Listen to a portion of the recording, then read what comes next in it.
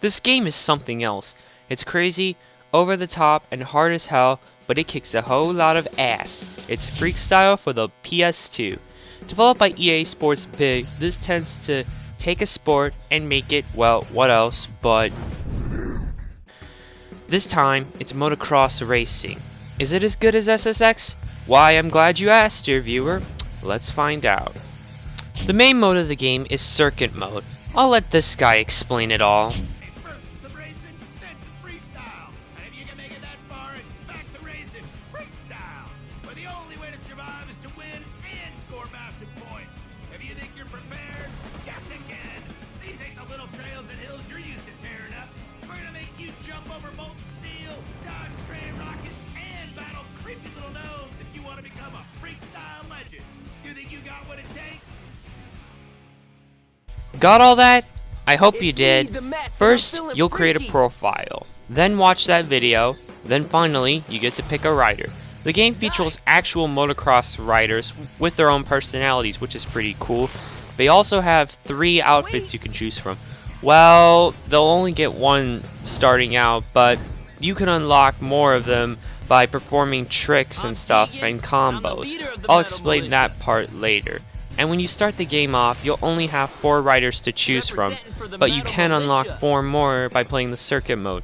You'll also do this to unlock all the other bikes and tracks. The racing is done in an over-the-top arcade-like feeling, like most of the other EA Sports Big games. The track designs are also over-the-top. The designers must have been really put to the test when they had to make these tracks.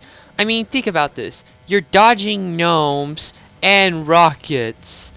For Christ's sake, how did they come up with this stuff? They're also filled with lots of jumps that give you big air to perform tricks.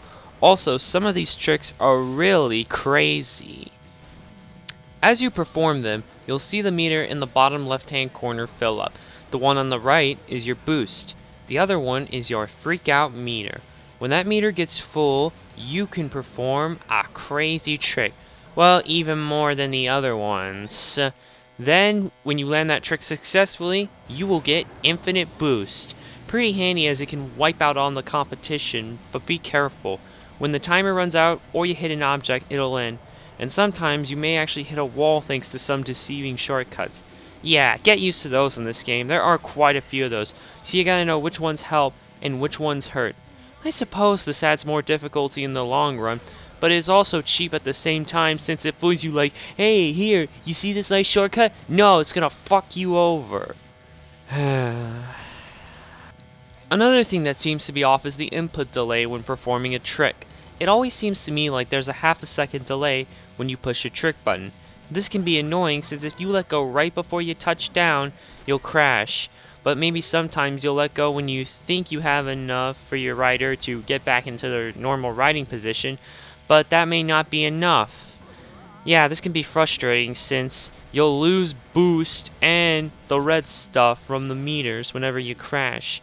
But however, for someone like me, if you do crash, regaining the lead isn't too much of a problem. At least for me, since I played this game long enough to know that. The freestyle mode of the game is where you get the highest score by stringing tricks together in various combos. Like you'll probably hit the button to do a no-hander and then hit the button to do a no-footer. Try combining different button combinations and see what combos you can pull off. And free ride is just riding around the course for practice. Simple as that. The graphics are good. Everything has a cartoon-like feeling from the character's personality to the tracks and even the damn announcer as well. Go figure. But it still manages to keep the heart-pounding, extreme racing adrenaline rush like the gameplay does. The controls also work as they should. Like SSX, you use the shoulder buttons in various combinations to perform them, and it works fine. Though, some people have argued the handling is a bit loose. However, I say, if you stick with it, you can be very good at this game, believe me. It also has some multiplayer options, so if you want to race with a friend, you can do that, which is always a plus. Overall, Freekstyle is a really good racing game. It has good graphics, crazy over-the-top tracks and tricks, a pretty good soundtrack, colorful characters, and the sense of speed is strong. However, there can be a delay when performing tricks, at least to me. There's only a small amount of tracks, 6 race and 3 freestyle for a total of 9. Hooray for math! But that's still a pretty small amount. The handling's loose, even with good controls. But of course, you can get it down if you stick with it, and the amount of grinding you'll need to unlock some of the costumes can take hours upon end. I mean, you'll have to fill out a trick book for all of them, which requires like all the bikes and stuff, since some tricks you can only perform on certain bikes.